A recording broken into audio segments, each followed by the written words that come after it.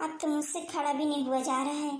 Sugar की दवाई लेनी है, घबराहट जैसी हो रही है मुझे। और ये बहू है, टाइम से कभी नाश्ता नहीं बना सकती। मेरा तो बुढ़ापा इतना खराब हुआ जा रहा है कि बिना दवाई के खड़ा भी नहीं हुआ जा रहा है। आवाज लगा के देखती हूँ बहू को, सुन ले तो।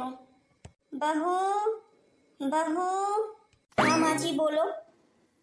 बहू थोड़ा चाय बना देती। माँ जी अभी आपने सुबह ही तो पी थी चाय, अब आपको फिर से चाय पीनी है। अरे बहू, तो मुझे शुगर की दवाई लेनी होती है, टाइम से नाश्ता बना दिया कर। मैं वो खा लूंगी, मुझे तो दवाई लेने के पहले कुछ खाना होता है ना। माँ जी अब खाना का टाइम है, चाय नाश्ते का नहीं। मैं खाना बना देती हूँ। ठीक है बहू, जल्दी बना ले। तुझे तो पता है बहू की जब तक मैं दवाई नहीं खाती ना मुझसे खड़ा नहीं हुआ जाता है। दवा खा लूंगी तो तेरे साथ कुछ हाथ बटा दूंगी काम में। ठीक है माँ जी। अभी 2 रोटियां सेक के रख देगी, हो गया खाना। शुगर की वजह से तो मेरे हाथ पैरों में झंझनाहट रहती है। टाइम पर दवा न लूं तो आँख भी नहीं खुलती।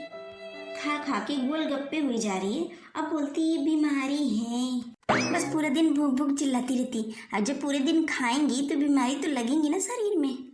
बुढ़ापे में कौन खाता है इतना।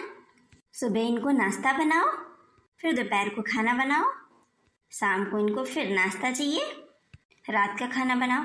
अरे पूरे दिन मैं किचन में ही घुसी रहूं क्या। मम्मी का फोन।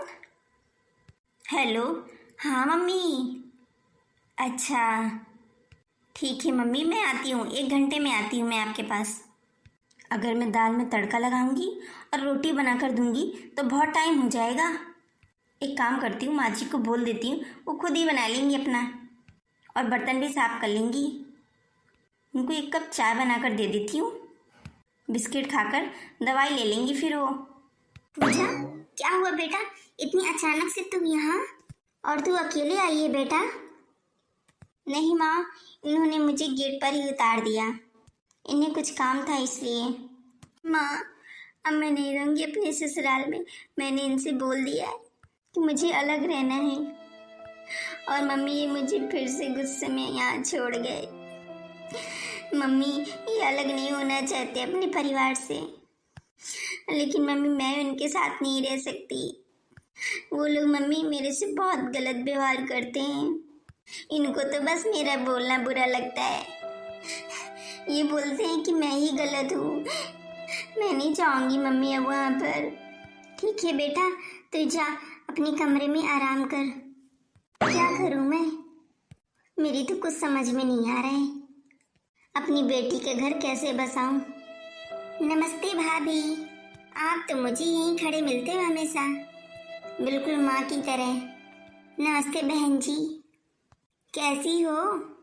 बहन जी आप यहाँ बैठो, मैं चाय लेकर आती हूँ। ठीक है भाभी, आप चाय ले आओ, मैं गाड़ी से सामान ले आती हूँ अपना। सामान की क्या जल्दी, आपके भैया निकला लेंगे। मैं चाय लाती हूँ पहले। क्या हुआ भाभी, अब बहुत शांत शांत हो जब से मैं आई हूँ, देख रही हूँ। क्या करूँ बहन जी, अब आपसे क्या छिपाना। वो पूजा है ना, पूजा की सास बहुत खराब है। अब पूजा कह देती है मुझे उनके साथ नहीं रहना है, मुझे अलग रहना है। तो दामाद जी को पसंद नहीं अपने परिवार से अलग रहना, इसलिए वो पूजा को यहीं छोड़ जाते हैं। पूजा के अंदर सहन शक्ति ही नहीं, नई उम्र की लड़की है।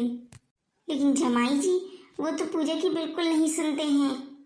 ये अगर उनके सामने कुछ बोल देती माँ के लिए, उनकी बहन के लिए, पूजा के पिता से या भाई से कहो तो बोलते हैं तुमने ही लाड प्यार में पूजा को बिगाड़ा है।